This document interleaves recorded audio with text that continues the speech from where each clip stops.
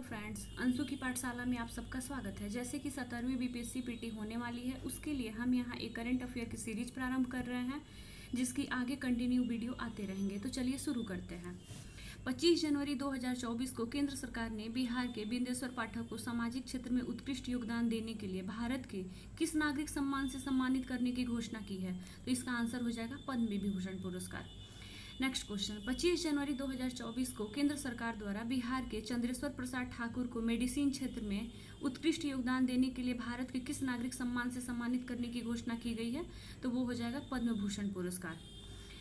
आगे आता है 25 जनवरी 2024 को केंद्र सरकार द्वारा बिहार के शांति देवी पासवान और शिवम पासवान को पद्मश्री पुरस्कार देने की घोषणा की गई। वे संबंधित है, तो इसका आंसर हो जाएगा मधुबनी या मिथिला पेंटिंग में गोदना शैली से।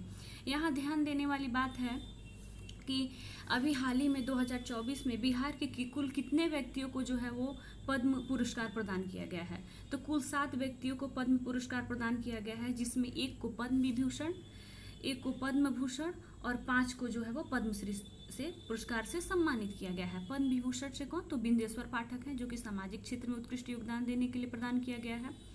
पद्म भूषण हो जाएगा आपके चंद्रेश्वर प्रसाद को मेडिसिन क्षेत्र में, और 5 लोग को जो है वो पद्मश्री पुरस्कार से जो है वो सम्मानित किया गया है। आगे चलते हैं। 23 जनवरी 2024 को केंद्र सरकार द्वारा बिहार के दिवंगत पूर्व मुख्यमंत्री कर्पूरी ठाकुर को मरणोपरांत भारत के किस नागरिक सम्मान से सम्मानित करने की घोषणा की गई है? तो इसका आंसर हो जाएगा भारत रत्न। अब कर्पूरी ठाकुर जो है वो बिहार के मुख्यमंत्री भी रहे हैं, 11वें मुख्यमंत्री के रूप में रहे हैं। उसके अलावा जो है वो 1967 से 68 तक जो है वो बिहार के उप मुख्यमंत्री भी रहे हैं। ये बिहार के जो है मतलब सबसे इम्पॉर्टेंट चीज़ है कि ये बिहार के पहले गैर कांग्रेसी मुख्यमंत्री थे। ठीक है, इनके अगर जन्म की बात करें तो 24 जनवरी 1924 को बिहार के समस्तीपुर जिले के पितौंजिया गांव, जो कि अब कर्पूरी ग्राम के नाम से जाना जाता है, में गोकुल ठाकुर और रामदुलारी देवी के यहाँ इनका जो है वो जन्म हुआ था। इनकी निधन कब हुई थी? तो 17 फरवरी 1988 को। ठीक है, ऐसे आप लोग जो है कर्पूरी ठाकुर के बारे में पूरा अपना वो जो भी इनके बारे में जो भी चीज़ें होंगी वो जानकारी इकट्ठा कर लीजिएगा, क्योंकि हो सकता है कि आने वाले एग्जाम में ये जरूर इससे रिलेटेड बीपीएससी में क्वेश्चन पूछा जाए। चलिए अब नेक्स्ट क्वेश्चन देखते हैं। 22 जनवरी 2024 को बिहार राज्य निर्वाचन आयोग द्वारा जारी मतदाता सूची के अनुसार बिहार में मतदाताओं की संख्या कितनी हो गई है? तो इसका हो जाएगा लगभग 7,64,33,329। कितना? तो 7,64,33,329। नेक्स्ट क्वेश्चन, 22 जनवरी 2024 को राष्ट्रपति द्रौपदी मुर्मू द्वारा बिहार के किस बालक को कला एवं संस्कृति श्रेणी में प्रधानमंत्री राष्ट्रीय बाल पुरस्कार प्रदान किया गया है? तो वो हो जाएंगे मोहम्मद हुसैन को। नेक्स्ट क्वेश्चन, 17 जनवरी 2024 को बिहार सरकार ने स्वरोजगार के अवसर उत्पन्न करने के लिए 9.4 मिलियन से अधिक गरीब परिवारों में से प्रत्येक परिवार को कितनी धनराशि वित्तीय सहायता के रूप में प्रदान करने की मंजूरी दी है? तो वो हो जाएगा 2 लाख रुपए। प्रत्येक परिवार को कितने मिलेंगे? तो 2 लाख रुपए। 16 जनवरी 2024 को किस स्टार्टअप को बिहार का best startup of the year पुरस्कार प्रदान करने की घोषणा की गई है? तो वो हो जाएगा मोडिवाइजर प्राइवेट लिमिटेड को। 16 जनवरी 2024 को बिहार का ग्रामश्री किसान प्राइवेट लिमिटेड स्टार्टअप को बेस्ट महिला नेतृत्व वाली स्टार्टअप का पुरस्कार प्रदान किया गया। इस स्टार्टअप की संस्थापक कौन है? तो आस्था सिंह। 15 जनवरी 2024 को नीति आयोग द्वारा जारी रिपोर्ट के अनुसार गरीबी रेखा से बाहर आने में बिहार का स्थान कौन सा है? तो द्वितीय स्थान है, यानी कि 3.77 करोड़ लोग जो है वो गरीबी रेखा से बाहर आ गए हैं।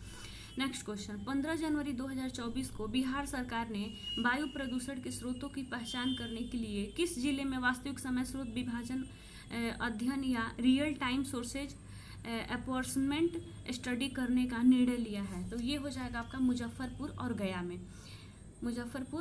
गया में। 11 जनवरी 2024 को मुख्यमंत्री नीतीश कुमार ने पटना में आयोजित बिहार इलेक्ट्रिक वाहन कॉन्क्लेव और एक्सपो के दौरान 2 इलेक्ट्रिक कारों की खरीद की घोषणा की थी। यह कार्यक्रम आयोजित किया गया था। तो इसका आंसर हो जाएगा विश्व संसाधन संस्थान भारत और बिहार राज्य प्रदूषण नियंत्रण बोर्ड के सहयोग से बिहार परिवहन विभाग द्वारा। नेक्स्ट क्वेश्चन, 9 जनवरी 2024 को राष्ट्रपति द्रौपदी मुर्मू ने बिहार के किस जिले की खो खो खिलाड़ी नसरीन शेख को अर्जुन अवार्ड से सम्मानित किया? तो ये हो जाएगा अररिया जिले के नसरीन शेख जो हैं, जिनको अर्जुन अवार्ड दिया गया है राष्ट्रपति द्रौपदी मुर्मू के द्वारा, अररिया जिले के हैं। 27 दिसंबर 2023 को प्रधानमंत्री नरेंद्र मोदी की अध्यक्षता में आर्थिक मामलों की कैबिनेट समिति द्वारा बिहार में दीघा और सोनपुर को जोड़ने वाली गंगा नदी पर 6 लेन पुल निर्माण की मंजूरी प्रदान की गई, जिसकी लंबाई है, तो इसकी लंबाई कितनी है, लेंथ कितना है इसका, तो 4.56 किलोमीटर। 26 दिसंबर 2023 को बिहार कैबिनेट ने पर्यटन के क्षेत्र में आधारभूत संरचनागत समग्र समावेशी विकास एवं निवेश को प्रोत्साहन देने के लिए स्वीकृति प्रदान की। तो ये हो जाएगा बिहार पर्यटन नीति 2023 को। हाल ही में तमिलनाडु में आयोजित खेलो इंडिया यूथ गेम्स 2023 के 1500 मीटर दौड़ में बिहार के गोपालगंज की बेटी ने स्वर्ण पदक जीता। उनका नाम क्या है? तो उनका नाम हो जाएगा दुर्गा सिंह। उनका नाम हो जाएगा दुर्गा सिंह। हाल ही में मुख्यमंत्री नीतीश कुमार की अध्यक्षता में हुई कैबिनेट बैठक में किस योजना को मंजूरी दी गई? तो वो हो जाएगा बिहार लघु उद्यमी योजना। हाल ही में भारत में बाल विवाह पर किए गए लैंसेट अध्ययन में देश भर में बाल विवाह के मामलों में बिहार का कितना योगदान है? तो इसका आंसर हो जाएगा 16.7%। हाल ही में राष्ट्रीय व्याघ्र संरक्षण प्राधिकरण ने बिहार के वाल्मीकि टाइगर रिजर्व में किसकी आबादी में वृद्धि की घोषणा की? तो हो जाएगा बाघों में। तो यहाँ पे जो है वो राष्ट्रीय व्याघ्र संरक्षण प्राधिकरण, तो इसकी स्थापना कब हुई थी? तो ये हो जाएगा 2005 में, और इसके अध्यक्ष कौन होते हैं? तो पर्यावरण और वन मंत्री। तो आप लोग कमेंट करके जरूर बताइएगा कि वर्तमान में पर्यावरण और वन मंत्री कौन है। हाल ही में बिहार पुलिस मुख्यालय द्वारा गंभीर अपराध एवं अपराधियों के बारे में जानकारी प्राप्त करने के लिए हेल्पलाइन नंबर जारी किया गया। वो नंबर क्या है? तो 14,432 यानी कि 14432। हाल ही में हिमालय क्षेत्र में पाई जाने वाली गोरल नामक स्तनधारी वाल्मीकि टाइगर रिजर्व में देखा गया। इस गोरल का वैज्ञानिक नाम है, तो इसका वैज्ञानिक नाम क्या है? तो नेमो रहेडस। हाल ही में बिहार में गरीब परिवारों की आर्थिक दशा सुधारने के लिए उद्योग विभाग ने कितनी धनराशि की स्वीकृति प्रदान की है? तो ये हो जाएगा 1250,000 करोड़ हो जाएगा। हाल ही में बिहार के इलेक्ट्रिक ऑटोमोटिव को ई व्हीकल के क्षेत्र में बेस्ट स्टार्टअप का पुरस्कार प्रदान किया गया है। इस स्टार्टअप के संस्थापक कौन है? तो धीरज कुमार हो जाएगा। चलिए अब आगे बढ़ते हैं। 25 जनवरी 2024 को केंद्रीय शिक्षा मंत्रालय द्वारा जारी उच्च शिक्षा पर अखिल भारतीय सर्वेक्षण 2021-22 के अनुसार देश भर में पंजीकृत विश्वविद्यालय स्तर के संस्थानों की कुल संख्या कितनी है? तो 1168। 23 जनवरी 2024 को केंद्र सरकार ने वर्ष 2024 का सर्वोच्च नागरिक पुरस्कार भारत रत्न से किस व्यक्ति को देने की घोषणा की है? तो ये हो जाएगा कर्पूरी ठाकुर हो जाएंगे, पूर्व मुख्यमंत्री जो कि बिहार के हैं। ठीक है, अभी इनके बारे में पता हम लोगों ने ऊपर भी पढ़ा है कि इनको भारत रत्न इस साल दिया गया है। इसके अलावा आगे बढ़ते हैं। 18 से 22 जनवरी 2024 तक एशिया के सबसे बड़े एविएशन एक्सपो विंग्स इंडिया 24 का 4 दिवसीय आयोजन किया गया। कहाँ किया गया? तो हैदराबाद में। 20 जनवरी 2024 को केंद्रीय आयुष और पतन पोत परिवहन एवं जलमार्ग मंत्री सर्बानंद सोनोवाल ने भविष्य के आयुष पेशेवरों के लिए मानव संसाधन विकास हेतु अपनी तरह के पहले केंद्र आयुष दीक्षा, उसका नाम क्या है? आयुष दीक्षा की आधारशिला रखी। कहाँ रखी? तो भुवनेश्वर यानी कि उड़ीसा के भुवनेश्वर में। 19 जनवरी 2024 को प्रधानमंत्री नरेंद्र मोदी ने नए अत्याधुनिक Boeing India engineering and technology centre के परिसर का उद्घाटन किया। कहाँ पे किया? तो कर्नाटक के बेंगलुरु में। नेक्स्ट क्वेश्चन, 19 जनवरी 2024 को प्रधानमंत्री नरेंद्र मोदी ने 13वें खेलो इंडिया यूथ गेम्स 2023 का शुभारंभ किया तमिलनाडु के चेन्नई में। 18 जनवरी 2024 को केंद्रीय गृह एवं सहकारिता मंत्री अमित शाह ने साइबर सिक्योरिटी ऑपरेशंस सेंटर यानी कि CSOC का उद्घाटन किया। कहाँ किया? तो लैटकोर शिलोंग में। असम का कोई जिला है शिलोंग, वहाँ पे कोई स्थानीय जगह है लैटकोर, वहाँ पे जो है वो केंद्रीय गृह एवं सहकारिता मंत्री अमित शाह ने साइबर सिक्योरिटी ऑपरेशन सेंटर का उद्घाटन किया। 18 जनवरी 2024 को विद्युत मंत्रालय के अंतर्गत महारत्न केंद्रीय सार्वजनिक क्षेत्र उद्यम और एक अग्रणी एनबीएफसी आरईसी लिमिटेड को विशेष संस्थागत श्रेणी यानी कि डिजिटलीकरण में किस प्रतिष्ठित पुरस्कार से सम्मानित किया गया? तो एस्कोप उत्कृष्टता पुरस्कार। 16 जनवरी 2024 को नौसेना प्रमुख एडमिरल आर हरि कुमार ने आईएनएस शिवाजी से भारतीय नौसेना के चादर ट्रैक अभियान को रवाना किया। यह अभियान चलाया जा रहा है, कहाँ चलाया जा रहा है? तो लद्दाख में जास्कर नदी पर।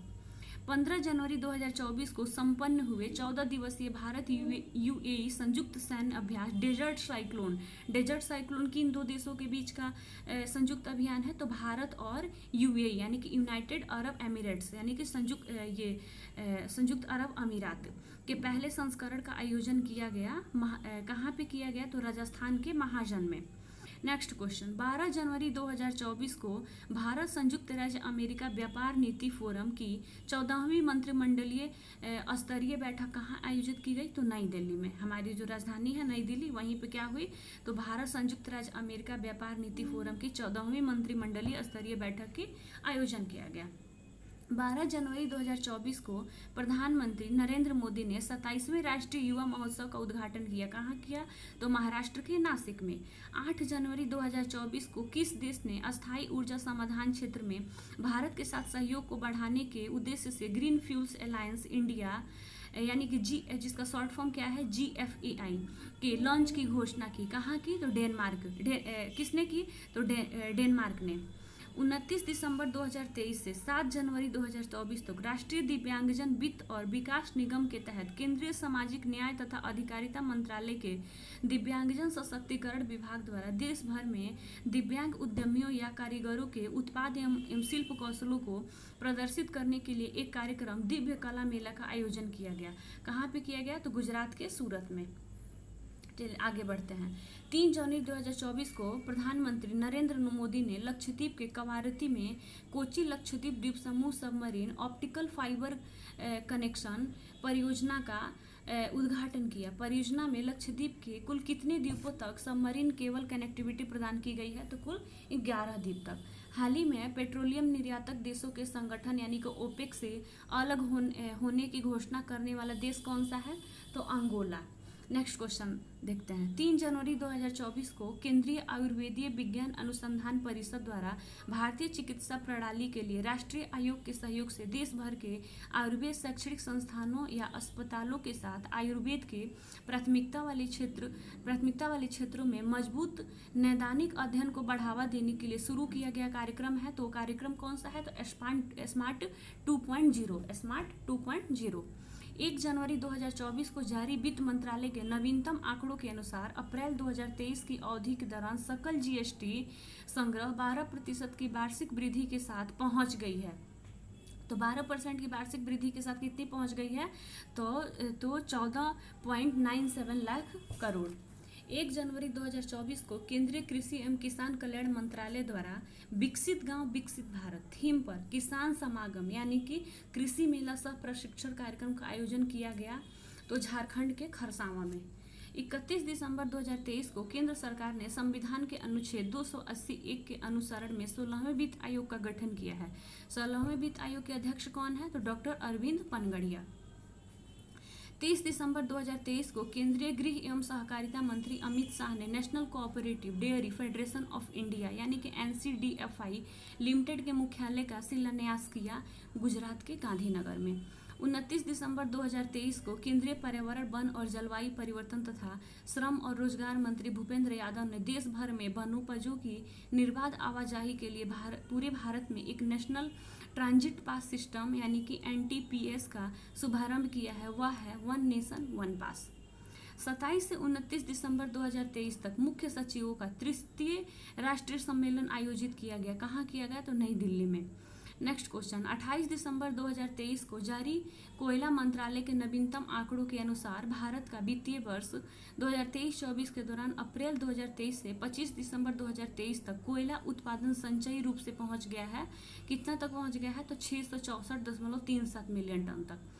डीएमडीके के संस्थापक और प्रसिद्ध तमिल अभिनेता जिनका निधन 28 दिसंबर 2023 को हो गया, तो वो कौन है? तो विजयकांत। 28 दिसंबर 2023 को केंद्रीय विद्युत और नवीन एवं नवीकरणीय ऊर्जा मंत्री आर.के. सिंह ने पावर ग्रिड विश्राम सदन का शुभारंभ किया बेंगलुरु में। 27 दिसंबर 2023 को प्रधानमंत्री नरेंद्र मोदी की अध्यक्षता में कैबिनेट ने न्यूजीलैंड के जिस शहर में भारत का महावाणिज्य दूतावास खोलने के प्रस्ताव को मंजूरी दी है, वह शहर कौन सा है?